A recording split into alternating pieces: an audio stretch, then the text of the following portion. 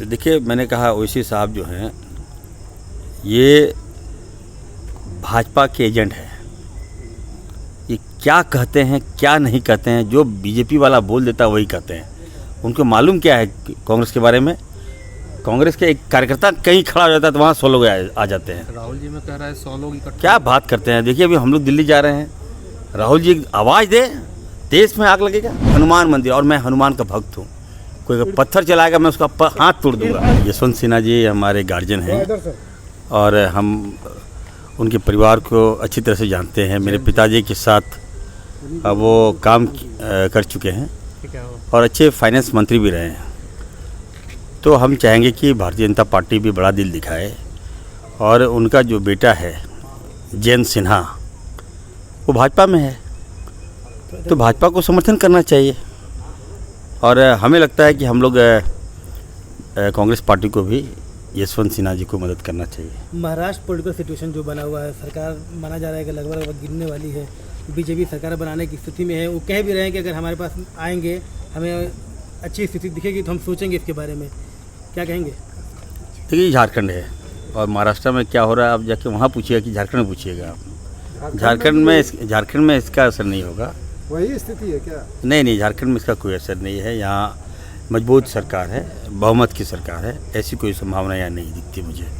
नहीं, आपकी नज़र में महाराष्ट्र का पॉलिटिकल सिनेरियो ऐसा क्यों चेंज हुआ?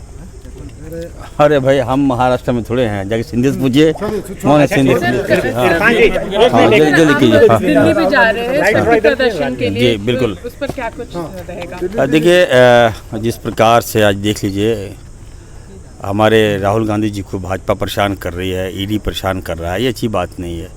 राजनीतिक में इस तरह की परंपरा की शुरुआत अच्छी नहीं है। हम लोग भी सरकार चलाए हैं, केंद्र में हमारी सरकार रही है। हम लोगों ने कभी भी द्वेषपूर्वक कार्रवाई नहीं किया और हमको लगता है कि भारतीय जनता पार्टी जिस तरह से काम कर रही है ये हिटलर शाही है, तो तानाशाह है। हम देश के प्रधानमंत्री मोदी जी को कहेंगे कि कम से कम आप अटल बिहारी वाजपेयी जी से सीखिए, किस तरह से वो सरकार चलाते थे, किस तरह से लोगों को सम्मान करते थे और किस तरह से नेताओं को लेकर चलते थे। अटल बिहारी वाजपेयी ये माने कि देश का योगदान गांधी परिवार से भी है। राजीव गांधी ने बहुत कुछ देश को दिया है, तो ये सीख मोदी जी को लेना चाहिए। इसी में ओवैसी आए हुए थे, बोले कांग्रेस बूढ़ी हो गई, अब इसको अल्लाह अल्लाह करना चाहिए। ईडी राहुल गांधी को बुलाता है तो इनके 100 लोग भी इकट्ठा नहीं हो पाते हैं, 100 लोग भी इकट्ठा नहीं हो पाते हैं। देखिए, मैंने कहा ओवैसी साहब जो हैं ये भाजपा के एजेंट हैं। ये क्या कहते हैं क्या नहीं कहते हैं, जो बीजेपी वाला बोल देता है वही कहते हैं। उनको मालूम क्या है कांग्रेस के बारे में। कांग्रेस के एक कार्यकर्ता कहीं खड़ा हो जाता है तो वहाँ 100 लोग आ जाते हैं। राहुल जी में कह रहा है 100 लोग इकट्ठा। क्या बात करते हैं। देखिए, अभी हम लोग दिल्ली जा रहे हैं, राहुल जी आवाज़ दे, देश में आग लगेगा। दिल्ली बात पुलिस करते हैं आप लोग को निकलने नहीं दे रही है। दिल्ली पुलिस, देखिए, दिल्ली पुलिस दुर्भावनाओं से ग्रसित होकर काम कर रही है। ठीक है, दिल्ली पुलिस को मैं कहूँगा कि 2024 तक आप वेट कीजिए। डॉक्टर साहब, बार बार आप कहते हैं कि आग लगेगी, लखपत होगा और विरोधी इसी पर घेर लेते हैं आपको। ऐसे शब्द का इस्तेमाल क्यों करते हैं? आग लगने का मुहावरा है, ठीक है, और मीडिया में आग क्यों लगती है भाई? सुबोध जी भी कह रहे हैं, जो ये तो ऐसे ही बोल दिए। कौन? सुबोध जी। देखिए, सुबोध कांत साय जी बड़े नेता हैं। जस करनी तस भोग विधाता, नरक जाता पीछे पछताता। तो जैसा मोदी जी करेंगे वैसा काम होगा। अब अच्छा काम कीजिएगा ताली बजेगा, खराब कीजिएगा तो उनके बयान को समर्थन करते इरफान जी आप? नहीं, देखिए, हम लोग किसी व्यक्ति के निजी मामले में इंटरफेयर कांग्रेस पार्टी नहीं करती है, मेरा ये मानना है। और हम लोग, हमारा जो कल्चर है, कांग्रेस पार्टी का जो कल्चर है, ये इन सब बातों पे हमारी पार्टी कभी भी ध्यान नहीं देती। अच्छा इरफान जी, आज आप सभी लोग एकजुट हुए, पूरी कांग्रेस पार्टी, पूरा विपक्ष, सबने अलग अलग बयान दिया। उसमें सुबोध जी कुछ बोल दिए तो आप लोगों ने कहा कि अब आप उसको समर्थन नहीं करते, अकेला छोड़ दिया। सुबोध जी क्या? नहीं, देखिए, हम लोग, मैंने कहा ना कि हम लोग व्यक्तिगत टिप्पणी नहीं करते। अब कौन क्या कर रहा है आपका पर्सनल लाइफ है, मीडिया वाले क्या कर रहे हैं, एबीवीपी की जो एंकर है वो क्या कर रही है, तो अगर हम लोग प्रत्येक लोगों पे टिप्पणी करेंगे तो ये अच्छी बात नहीं है। इरफान जी, आज मैट्रिक का रिजल्ट आया है जो मुदस्सिर जी बिल्कुल, लड़का डेथ किया हाँ है। जी मैंने फर्स्ट ट्वीट किया। डिवीजन से पास किया है, उसके परिवार वाले बोल रहे हैं कि बहुत होनहार बच्चा था। देखिए मैंने अभी ट्वीट भी किया है, शायद आप लोग ट्वीट मेरा देखे होंगे। मुदस्सिर आज हमारे बीच नहीं है, वो शहीद हो गया, लेकिन अपनी छाप वो छोड़ दिया है। अब बताइए, जो बच्चा इतना तेज था उसको पुलिस ने मार दिया, तो उसके प्रति हम सबको सहानुभूति है, न केवल मुस्लिम वर्ग को, सभी धर्मों के लोगों को उसके प्रति सहानुभूति है।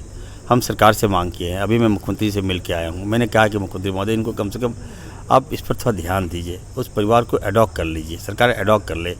गरीब परिवार है, कितना मुश्किल से बच्चा को पढ़ाया था बताइए, अब वो बच्चा हमारे बीच नहीं है। तो पुलिस पर पत्थर चलाना सही था? देखिए, पुलिस के पत्थर चलाने से सर फूटता है, जान नहीं जाती है। गोली भी चली है। अब मेरी बात, गोली कौन चलाए? नहीं, हमने तो नहीं देखा। आपने, एक मिनट मैं ये कह रहा हूँ, आपने देखा होगा कि जब विधानसभा चल रहा था, एक कमरा अलॉट हुआ था, नमाज खस करते हैं उसको, धार्मिक नमाज जो कही है, प्रे रूम कर सकते हैं उसको, तो उसको लेकर भाजपा ने हाय तौबा मचाई थी। ठीक है, हम लोग सदन के अंदर थे और भाजपा ने पूरा सदन को घेरने का काम किया था, धरना प्रदर्शन सब कुछ किया था, और उस समय भी जो बैरिकेड था उसको भाजपा के लोगों ने तोड़ा। भाजपा के लोगों ने पुलिस पर पथराव किए, कई पुलिसकर्मी जख्मी हुए, किसी का सर फूटा, डीएसपी का सर फूटा, पुलिस वाले का टांग टूटा, लेकिन पुलिस ने उसको गोली नहीं चलाई। ठीक है, लेकिन मीडिया वाले ने क्या दिखाया, आज मेरे पास भी फैक्ट है, मैं दिखा सकता हूँ। मीडिया वाले, तमाम मीडिया में न्यूज़ आई कि पुलिस ने भाजपाइयों पर लाठीचार्ज कर दिया। देखिए कहाँ अंतर है बताइए। आप एक तरफ आप भाजपा के लोगों को सपोर्ट करते हो और दूसरी तरफ अगर हमारा अल्पसंख्यक समाज अगर पैगंबर साहब के पक्ष में उतरता है तो उसको आप उग्रवाद बोलते हो, उपद्रवी बोलते हो। नहीं, मैं ये चाहता हूँ, सुनिए आप सही, हाँ बिल्कुल, देखिए आप मेरी बात सुनिए, देखिए देखिए बिल्कुल वो शहीद है, शहीद है। आप मेरी बात सुनिए, शहीद जो देश के लिए गोली खाई, ये ना आप कहना चाहते हैं। मंदिर हमारा है, ठीक है, वो हमारी धार्मिक आस्था है, मस्जिद हमारा है, गिरजाघर पत्थर चलाएंगे। आप मेरी बात, कभी नहीं हो सकता है, ये जांच का विषय है, जांच कर रही है। ये बिल्कुल आप लोगों को किसी ने गुमराह किया है। मंदिर, देखिए हनुमान मंदिर, और मैं हनुमान का भक्त हूँ, कोई पत्थर चलाएगा मैं उसका हाथ तोड़ दूंगा, लेकिन इस तरह का बात आप लोग मीडिया के लोग ऐसा मत कीजिए। आप सबसे आग्रह, बिल्कुल मैं, देखिए जो जांच हो रही है, मैं जुडिशियल जांच की मांग कर रहा हूँ। मुझे जांच पर नहीं, मैं जुडिशियल जांच की बात कर रहा हूँ। जुडिशियल जांच हो और दूध का दूध और पानी का पानी हो जाए, ताकि अगर वो शहीद है, सरकार के जांच पे भरोसा नहीं है। इरफान जी, अगर वो शहीद हैं तो आपकी सरकार उसको मुआवजा और नौकरी क्यों नहीं दे रही है? ये देखिए, हम लोगों ने दबाव बनाया है, सरकार देख रही है। 23 के बाद मैंने कहा, देखिए 23 तारीख के बाद जो रिपोर्ट आ जाती है, सरकार जांच करा रही है, उसके बाद सरकार निर्णय लेगी। हम तो फिर आप पहले सर देखिए, मैं तो अपना जांच की रिपोर्ट आने के सर बाद देखिए, अरे जांच नहीं, देखिए जांच का रिपोर्ट, सुनिए ना, जांच का रिपोर्ट आएगा, उसके बाद शहीद का दर्जा देंगे क्या?